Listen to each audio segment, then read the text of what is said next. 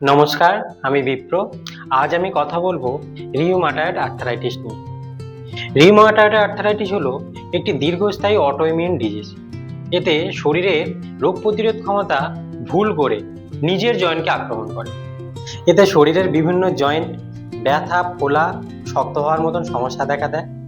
সকালে ঘুম থেকে ওঠার সময় জয়েন্টে শক্ত হয়ে যায় এবং সময়ের সাথে সাথে হাড় ও জয়েন্ট নষ্ট হয়ে গিয়ে দৈনন্দিন কাজে খুবই সমস্যা দেখা দেয়। এটি পুরুষদের তুলনায় মহিলাদের মধ্যে বেশি দেখা যায়। বংশগত কারণেও হতে পারে। ধূমপান বা আনহেলদি লাইফস্টাইলের একটি অন্যতম কারণ। ভয়ের কোনো কারণ নেই। ঘরে বসে এর থেকে কিছুটা হলেও রিলিফ পেতে পারেন। হালকা স্ট্রেচিং করুন, ঠান্ডা গরম সেক দিন।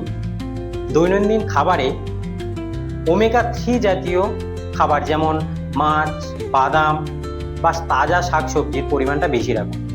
ওজনটা একটু হলেও কমান আর চেষ্টা করুন স্ট্রেস কম নেওয়ার।